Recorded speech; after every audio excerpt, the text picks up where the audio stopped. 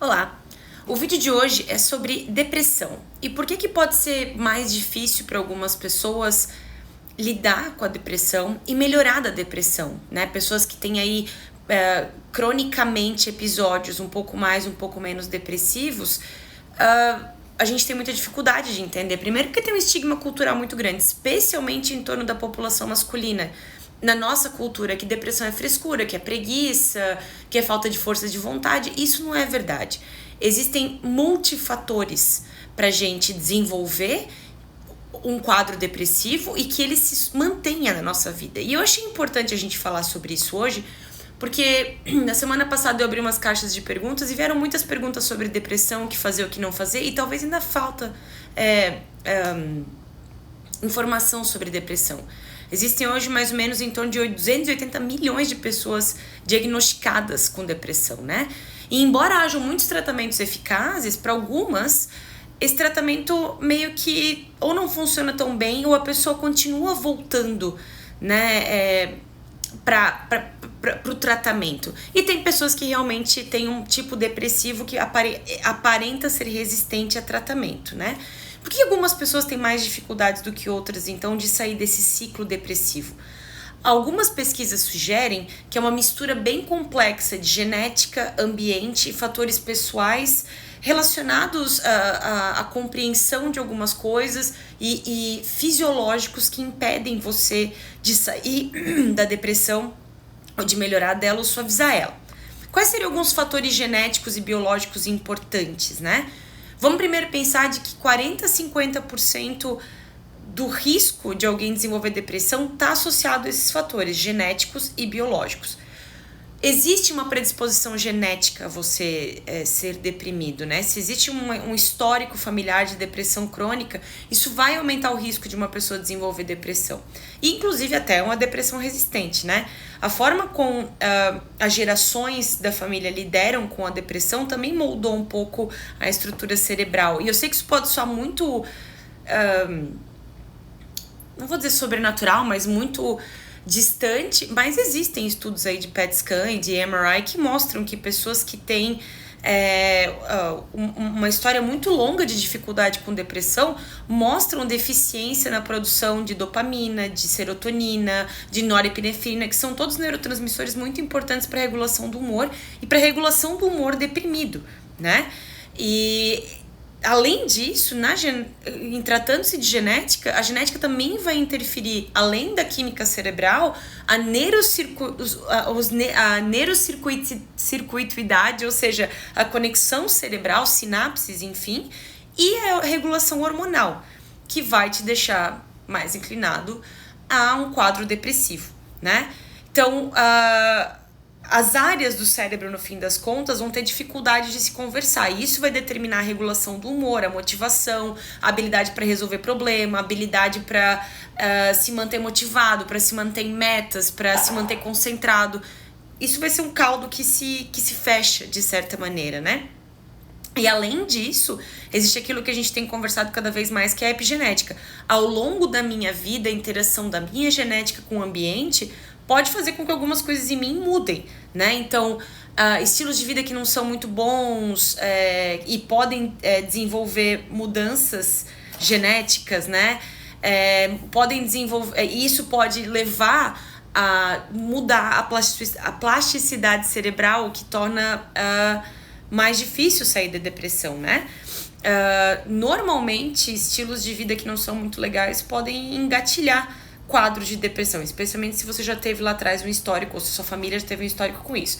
Quais são os fatores ambientais e situacionais que podem piorar ou criar um quadro depressivo e você se manter nele? Por exemplo, a gente tem falado cada vez mais disso, mas traumas de infância e adolescência que não foram realmente administrados ou falados sobre ou tratados, né? Causados por negligência ou abuso emocional, físico, sexual, psicológico, negligência de modo geral, né? A perda de alguém que pode ter sido muito impactante. Tudo isso, esses fatores todos, eles vão redefinir a forma que você lida com o estresse, a forma que você lida com mudanças, a forma que você lida com luto, com impactos, né? isso, de alguma forma, sem você perceber, vai afetar como você vê os problemas que aparecem ao longo da tua vida, e você, né, talvez esteja mais predisposto a sabotar relacionamentos, independente de quais eles sejam, porque você tem uma perspectiva mais negativa, mais derrotista, mais raivosa, mais desconfiada das relações, você vai acabar tendo menos prazer e alegria e menos retorno positivo delas, e vai acabar não tendo uma boa qualidade nas relações, né? Você ficar exposto de maneira crônica, né, constante, a estressores extremos, né? Por exemplo, momentos prolongados de pressão e estresse no trabalho, nas relações, pobreza, conflitos interpessoais, familiares, em relacionamentos, podem ser causas de início e manutenção de quadros depressivos que você tenha dificuldade de sair, porque é como se o teu cérebro estivesse constantemente ligado e focado nessas situações. Isolamento social e solidão, a gente sabe hoje que existem vários estudos que mostram que isolamento social e solidão causados por qualquer coisa, né? Pessoas que têm uma tendência a se retirar das situações, ansiedade social, crenças muito fortes de rejeição, de defectividade, de vergonha, de exclusão, podem levar você ou piorar uma situação ou uma tendência a depressão, considerando que você tem dificuldade com os vínculos emocionais, e considerando que, como nós somos seres sociais, os vínculos emocionais são importantes sim, né? Quando a gente tem suportes, grupos de apoio ou grupos de suporte que não são necessariamente eficazes, né? Famílias que te colocam muito para baixo, muito crítica, um lugar de trabalho muito pobre, se a gente tem dificuldade de conseguir auxílio, de ter materiais que nos ajudem a rever as nossas formas de agir, o ambiente que a gente tá, vai ficar cada vez mais difícil sair, né? Tem fatores culturais também de impacto no tratamento. Por exemplo, as crenças e atitudes que a gente tem quando se fala de depressão são muito moldados pela nossa cultura e pelas informações que a gente recebe, né? Tem muito estigma em torno da depressão, né? Muitas ideias erradas e distorcidas a respeito de saúde mental, né? Tem muitas pessoas, em especial homens, que são reforçados pelo contexto, pela cultura, pela família, de que eles têm que estar sempre bem, né? E que é feio falar de emoções, e que é muita vulnerabilidade expressar o que você está sentindo, e que isso não é legal, porque isso pode te colocar numa situação de exposição que não vai te ajudar ou vai te fazer sentir pior do que você tá, além de crenças espirituais e religiosas que podem te levar a acreditar que, na verdade, você não tá deprimido, né? É uma coisa espiritual muito maior que tá te colocando para baixo, e você meio que tem que aceitar, conviver, ou ir com rituais desses ligados a essas crenças, que não necessariamente te ajudam, mas você acredita que elas vão te ajudar, então você fica nelas, né? Estratégias inapropriadas, eu vejo muito nas redes sociais pessoas prometendo mudanças comportamentais para a depressão, prometendo cura da depressão em tantos dias. A depressão é muito mais complexa do que só um momento de tristeza e desânimo e falta de vontade, né? Não é uma falta de mindset, não é uma falta de propósito na vida. A falta de propósito está diretamente relacionada a você realmente estar num estágio da sua vida que isso é impossível de enxergar, né? Quais são os fatores pessoais de você entrar numa situação de depressão ou se manter nela, né? A forma que você lida com as suas emoções ou não lidar com as suas emoções, o seu padrão de pensamento, as crenças com as quais você está sempre envolvido, a forma de autocuidado que você tem consigo, como é que você cuida de você mesmo e das suas emoções em situações difíceis, né? Então, por exemplo, nunca aprender estratégias de enfrentamento para situações difíceis, né? Normalmente está relacionado a uma falta de oportunidade de aprendizado, isso desde a infância lá do começo até a adolescência, ou desenvolver habilidades sólidas de regulação emocional, ou para desenvolver resiliência, né? Lidar com frustração e tolerar e passar por ela.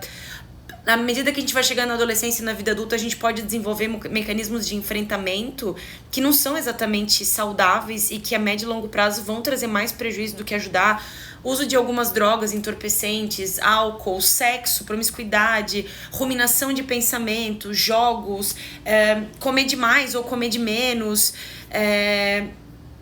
Tudo isso na hora pode gerar ali um picozinho de endorfina, achando que você tá se aliviando, não tá pensando nisso, mas na verdade a médio e longo prazo isso só vai amontoando para te deixar cada vez mais mal. E é possível sim na vida adulta você aprender habilidades melhores de lidar com aquilo que te incomoda ou que te deixa para baixo. E aí a terapia pode te ajudar muito, né? Hiperfoco no negativo, sempre focar no que vai dar errado, no que vai faltar, na desconfiança, sempre reforça pensamentos negativos e vai também te criando aquela coisa meio supernatural que, eu sabia que isso dá errado. E não existe nenhuma evidência de que porque você pensou, aquilo vai dar errado, né? A forma com a qual você tem a capacidade de se enxergar, de colocar limites, de se dizer não, de esperar, de ter alguma disciplina também vai determinar muito como é que você vai lidar com a depressão.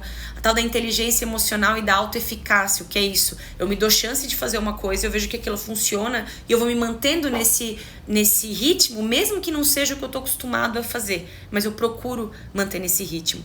Além disso, né? Um autocuidado muito baixo, não dormir direito, não comer direito, falta de atividade física, falta de contato social, isso vai fazer diferença, por mais que a gente ache que não. Houve uma glamorização nos anos 90 e 2000 dessa coisa, né, da pessoa traumatizada, da pessoa que se vira sozinha, da pessoa que, né, se atola em álcool e cigarro e ali ela vai se resolver. Tudo isso é uma bobagem, isso é romântico, isso não é realista, isso não vai te ajudar, né? E você mesmo se estigmatizar com a depressão, né? Você ter vergonha de como você tá se sentindo, você ter raiva de como você tá se sentindo, e isso vai acabar dificultando você ver que você precisa e que você merece buscar ajuda. Acho que tudo que eu quero dizer é: cuida com as promessas que aparecem na internet. Você vai pagar muito caro para pouco retorno, ainda vai achar que foi você que fez algo errado. Busca tratamento, tem vários tipos de tratamento. Reveja alguns hábitos da sua vida que talvez você já sinta que te faça mal e você tenha medo de trocar porque pensa, eu vou trocar pelo quê? É possível fazer escolhas melhores. E para isso existem hoje tratamentos. A psicoterapia, junto com a psiquiatria, pode te oferecer caminhos mais saudáveis, né? E te ajudar a escolher alternativas mais saudáveis fora desse ambiente de terapia para que você sustente isso cada vez mais sozinho e tenha uma vida mais satisfatória. Quer dizer que você vai se curar 100% da depressão? A gente sempre fala, não existem curas para os quadros, existem tratamentos. E o tratamento ele tem muita eficácia a partir do momento que você decide se comprometer com ele, e decide que não vai ser uma mudança linear e positiva. Vão ter altos e baixos, mas é sempre um progresso.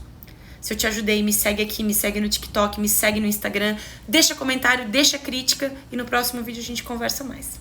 Até mais.